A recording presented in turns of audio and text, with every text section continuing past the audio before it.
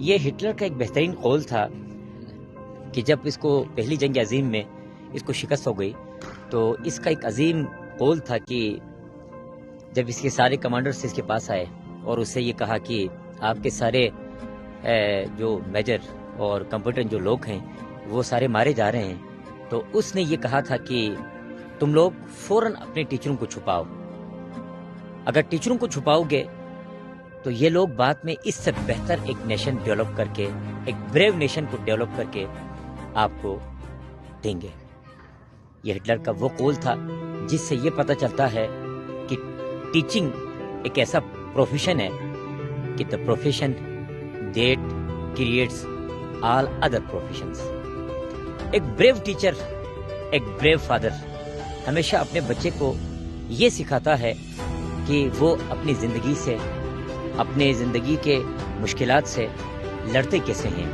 ایک brave teacher, ایک brave father ہمیشہ اپنے بچے کو سکھاتے ہیں کہ زندگی کے نشو و فراز کیا ہوتے ہیں.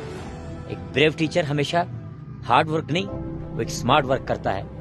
ایک بریو ٹیچر، ایک بریو فادر ہمیشہ اپنے بچے کو کبھی بھی ڈیگریڈ یا اس کا حوصلہ پست نہیں کرتا. ا بریو ٹیچر، ا بریو فادر کبھی بھی اپنے بچے کو یہ جملہ کبھی بھی نہیں کہتا کہ تم کچھ نہیں کر سکتے ہو، بلکہ ایک بریو ٹیچر اور ایک بریو فادر ہمیشہ یہ کہتا کہ یو کین ڈو اٹ، آپ کے اندر یہ صلاحیت ہے. اور ایک بریو ٹیچر اور ایک بریو فادر ہمیشہ اپنے بچے کو یہ کہتا کہ a man is not made for defeat, a man can be destroyed but not defeated.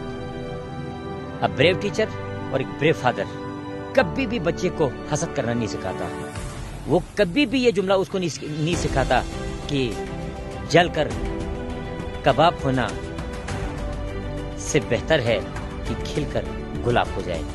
ایک بریو ٹیچر کبھی بھی اپنے بچے کو اور ایک بریو فادر کبھی بھی اپنے بچے کو یہ نہیں سکھاتا کہ آپ اپنے آپ کو کسی کے ساتھ کمپیریزن کریں.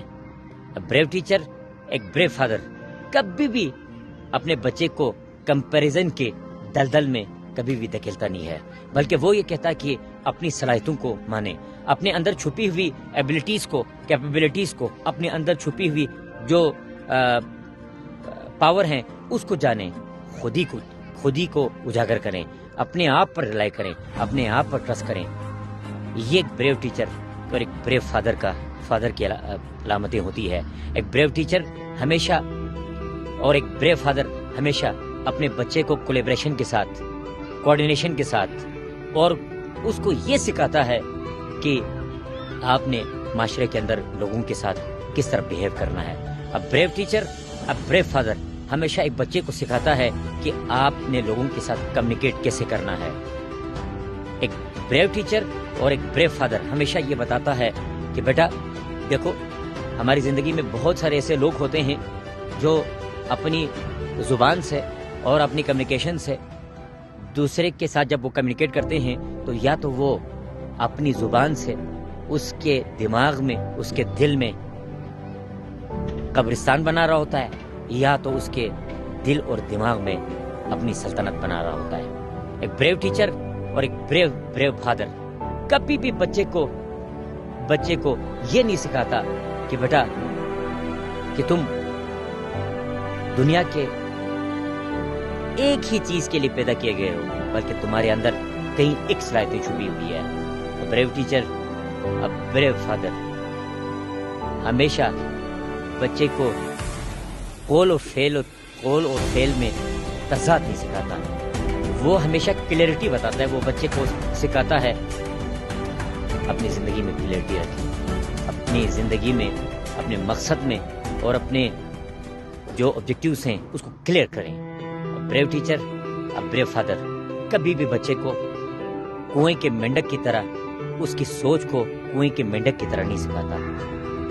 کیونکہ ہمارے ارد گرد ایسے بہت سارے لوگ ہوتے ہیں جو بظاہر باہر ہوتے ہیں لیکن ان کی سوچ ہمیشہ اس مینڈک کی طرح اس کنویں کے اندر ہوتی ہے. اب بریو ٹیچر اور جو فادر ہوتا ہے وہ کبھی بھی اس کوے کی طرح اپنے بچے کو تعلیم نہیں دیتا، نہیں سکھاتا کہ وہ اوقات کو گرانے کی کوشش کرتا ہے.